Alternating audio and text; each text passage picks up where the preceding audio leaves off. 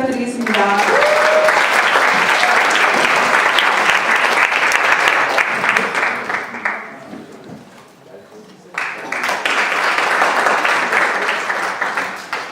오랜만에 이런 무대에 서니까 되게 긴장이 많이 되네요. 저희가 나이가 많은 쪽고 다 남자고 그래서 준비를 좀 많이 못했는데 실수하더라도 좀 양해해 주셨으면 좋겠습니다. 저희는 다양한 정당의 설립 및 유지를 위한 연구를 주제로 발표를 할 텐데요. 발표하기에 앞서서 먼저 이렇게 저희가 고령임에도 불구하고 열심히 참여해 주신 저희 조원분들과 지금 이 자리에 계신 모든 분들께 감사의 말씀을 먼저 전하겠습니다.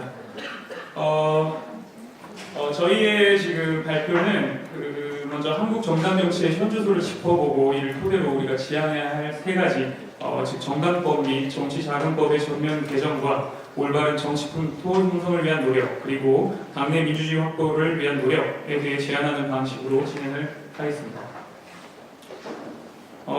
우리가 알고 있는 것처럼 정당은 정치 리더 양성과 민주 시민 육성 그리고 시민사회 갈등을 조정해서 정책으로 표출하는 역할을 하고 있는데요. 즉 대의민주주의 하에서 굉장히 중요한 기능을 담당한다고 할 수 있습니다. 그렇지만 우리나라의 정당은 지금 어떻습니까? 여전히 압도적인 지역별 정당 투표, 소수인 인물들에 의해 운영되는 정당 운영, 그리고 정당의 이름을 가리면 어느 정당의 정책인지도 모를 정도로 차별성 없는 정책 등 정당 본연의 기능을 수행하지 못하고 현재 당내 민주주의도 제대로 자리 잡지 못한 아까 김무성 대표님이 말씀하신 것처럼 굉장히 후진적인 정당을 가지고 있다고 할 수 있습니다. 또한 그 중앙선거관리위원회에 따르면 우리 최근 10년간의 중앙당 말소 현황과 사유를 살펴봤을 때 가장 높은 비율을 차지하는 것이 정당법에 의한 취소 그리고 합당 그리고 해산의 순서로 이제 우리나라 정당들이 이제 해산이 없어지고 있는데요. 우리는 앞서 말씀드린 것처럼 올바른 정치 풍토 형성을 위한 노력과 당내 민주주의 확보를 위한 노력 그리고 이 표에서 보시는 것처럼 정당법 그리고 정치자금법 개정을 통해서 다양한 정당이 설립되고 유지될 수 있는 방안을 같이 논의하고자 합니다. 이제부터 구체적으로 어떤 노력이 필요한지 그리고 어떤 변화가 필요한지에 대해서 살펴보도록 하겠습니다. 가장 먼저 정당법 및 정치자금법의 전면 개정에 대한 내용입니다. 우리나라의 정당법 44조에서는 법정 시도당수와 그 시도당의 법정 당원수를 규정하고 있습니다. 그리고 최근 4년간 임기 만료에 의한 국회의원 선거 또는 임기 만료에 의한 지방자치단체의 장선거나 시도의회 의원 선거에 참여하지 아니한 때 그리고 임기 만료에 의한 국회의원 선거에 참여하여 의석을 얻지 못하고 유효투표 총수의 100분의 1, 즉 2%를 투표하지 못했을 때 정당을 등록 취소하고 있습니다.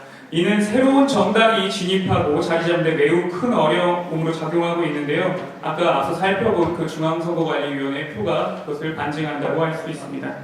따라서 저희는 정당 등록과 취소 제도에 대한 대폭 완화가 필요하다고 생각을 했는데요. 구체적인 방법으로는 그 시도당 규모 제한을 없애거나 그리고 그 당원수를 규정하고 있는 그 구체적인 수치들을 없애거나 대폭 완화해서 새로운 정당들이 설립되는데 걸림돌이 되지 않도록 개정을 해야 된다고 생각했습니다. 또한 그 복수 정당 가입을 금지하고 있는 현행 정당법 제42조 또한 개정할 필요가 있다고 생각했습니다.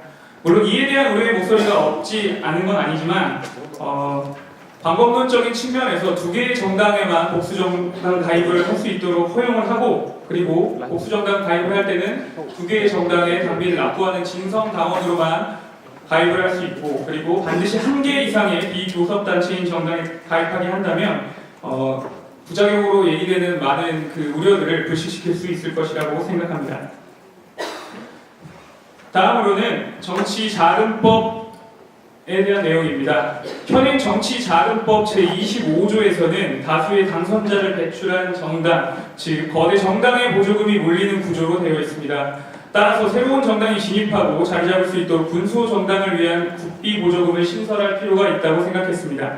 다만 예산의 무분별한 낭비를 막기 위해서 해당 정당의 설립 목적에 맞는 활동을 했을 때 군소정당들이 발생할 수밖에 없는 경비들을 실비 보전의 방식으로 지원한다면 그런 부작용들을 최소화할 수 있을 것이라고 생각했습니다.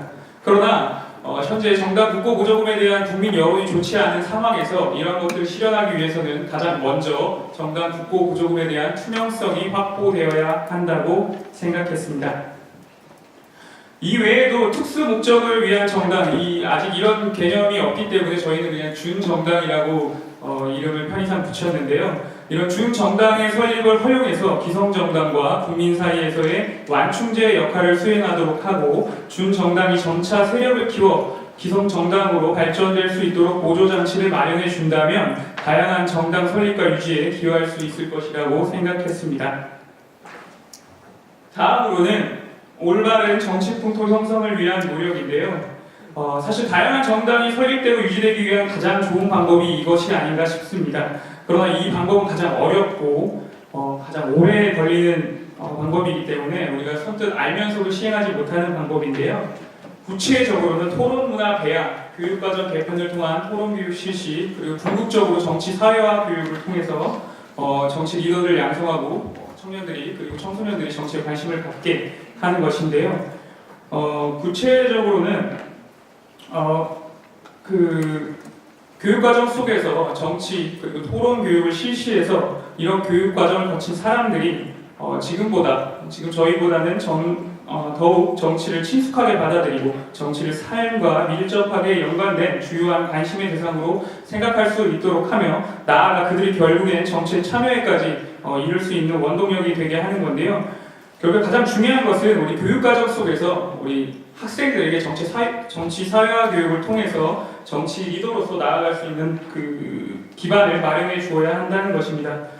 구체적으로 초등학교에서 도덕적으로 교육이 잘 된 학생들이 성인이 돼서 사회에 나가서도 윤리적인 규범을 잘 이해하고 건전한 사회인으로 활동을 하는 것처럼 우리가 초등학교 혹은 유치원에서부터 올바르고 기초적인 정치 지식을 배우고 또 토론 문화를 적극 수용하도록 해서 학생들이 그런 수준 높은 정치의식을 갖게 한다면 우리가 갖고 있는 민주주의 시민이 많아지게 되고 다양한 정당이 만들어질 수 있는 토대가 될 것이며 지금의 정당처럼 주도적인 몇몇 인물들에 의한 집단이 아니라 올바른 정치 토론 문화가 정착된 건전한 정당이 대두되지 않을까 이렇게 생각했습니다.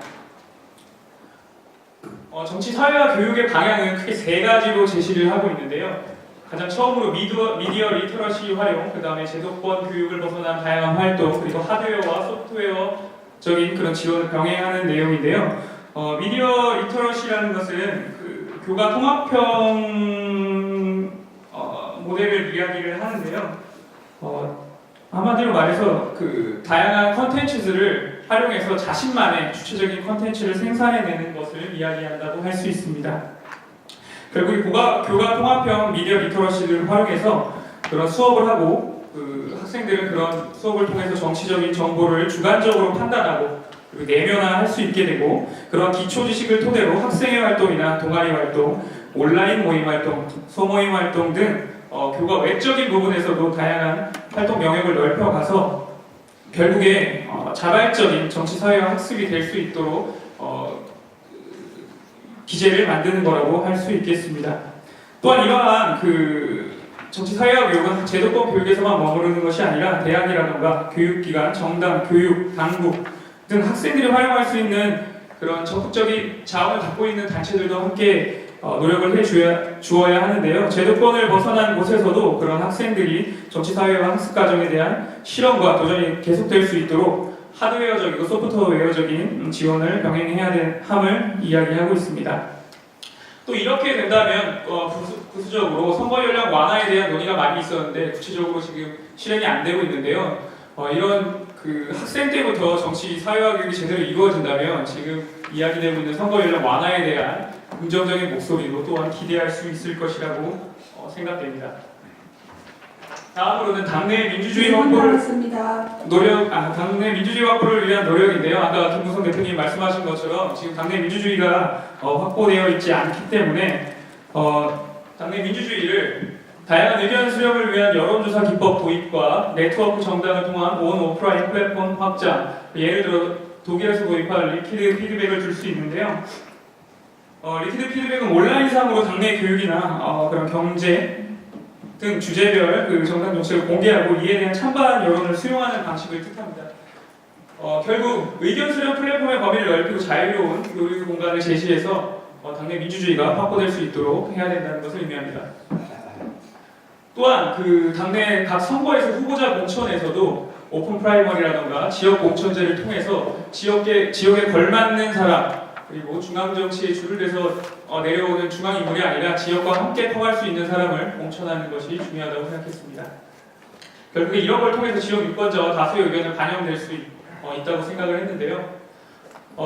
세 번째로는 당내 당원 확보와 교육 및 권한 문제입니다. 현재는 소수의 당권을 가진 사람들에 의해서 정당이 주도가 되고 있기 때문에 평당원들이 설 자리가 굉장히 적은 측면이 많이 있습니다. 따라서 지금 낡은 간부 중심의 정당 체제를 평당원 중심 체제로 바꾸어야 하고요. 이런 변화 속에서 평당원들에 대한 정치 교육을 통해서 그 중에서도 새로운 정치 리더가 나올 수 있도록 교육적인 콘텐츠를 정당 내에서 개발해야 된다고 생각했습니다.